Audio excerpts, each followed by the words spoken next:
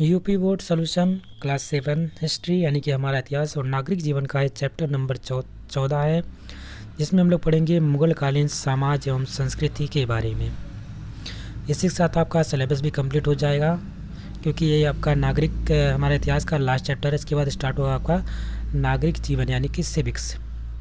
तो आइए स्टार्ट करते हैं सबसे पहले प्रश्न की तरफ। पहला प्रश्न है, प्रश्न नंबर फर्स्ट, निम्नलिखित प्रश्नों के उत्तर दीजिए। प्रश्न नंबर का इसमें कह रहा है कि मुगल कालीन प्रसिद्ध गायक का नाम लिखिए।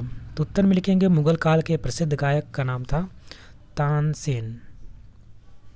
ठीक है, वेरी इंपॉर्टेंट क्वेश्चन है। इसका क्या नाम था उनका? उनका नाम था तानसेन।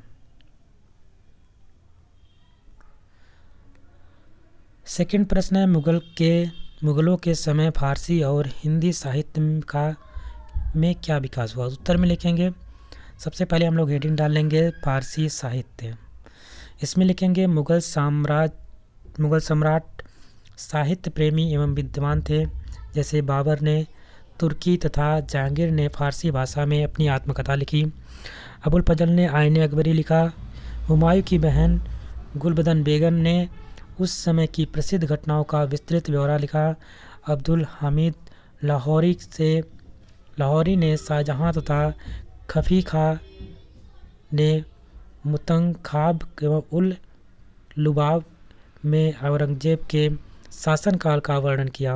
अकबर ने अर्थवेद, रामायण, महाभारत, भगवद गीता आदि ग्रंथों का फारसी में अनुवाद कराया। शाहजहां के पुत्र दाराशिकों ने उपनिषद का फारसी में अनुवाद किया। हिंदी साहित्य की बात करते हैं तो हिंदी साहित्य में इस काल में तुलसीदास ने श्री रामचरितमानस तथा सूरदास ने सूरसागर नामक पुस्तक लिखी थी। हिंदी के अन्य कवि केशव भूषण, मलिक मोहम्मद जायसी, रहीम, रसखान और बिहारी आदि थे। प्रश्न नंबर गा है, मुगल कालीन स्थापत्य कला पर प्रकाश डालिए।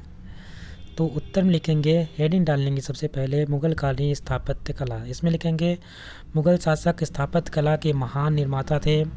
मुगल स्थापत्य कला का आधार फारसी शैली था। अकबर काल में हिंदू मुस्लिम शैली का मिश्रण हुआ। उद्यान मुगल स्थापत्य कला का अविभाज्य अंग बन गया। बाबर कलात्मक स्वभाव का शासक था। उसने पानीपत के काबुली बाग की मस्जिद और संभत की जामा मस्जिद बनवाई।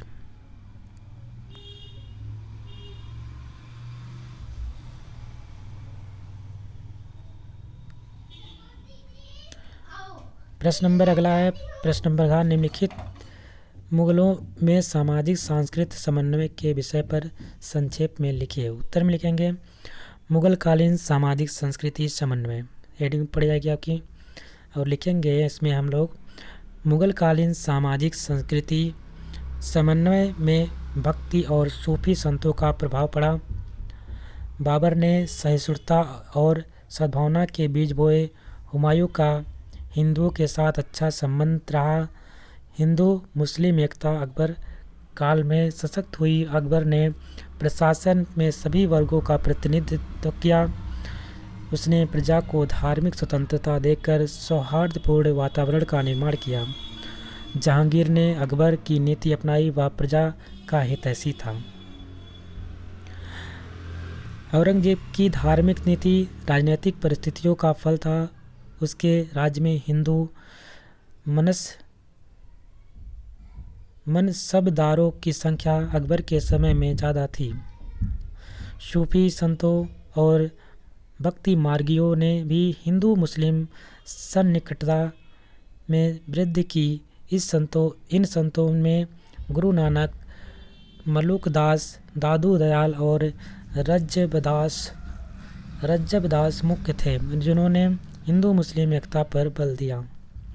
प्रश्न नंबर अगला है, शाहजहां कालीन प्रमुख इमारतों का वर्णन कीजिए। उत्तर में लिखेंगे शाहजहां कालीन प्रमुख इमारतें, जिसमें है आगरा का ताजमहल, दिल्ली का लाल किला, जामा मस्जिद, दीवाने आम और दीवाने खास, जो कि दिल्ली में है।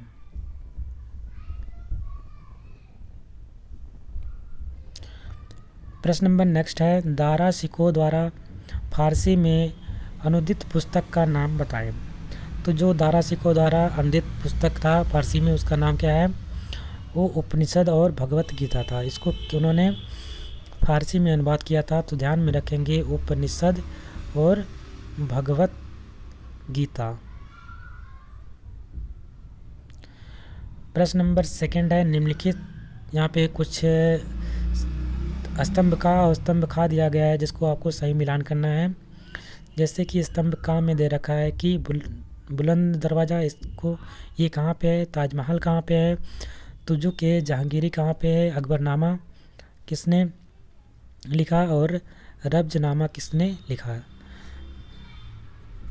रब्जनामा किसका अनुवाद है फारसी में?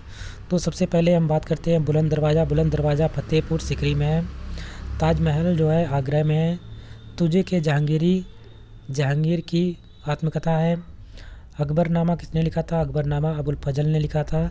और रज्मनामा महाभारत का फारसी में अनुवाद है, जिसको हम कहते हैं महाभारत का फारसी में अनुवाद, जिसको हम बोलते हैं रज्मनामा।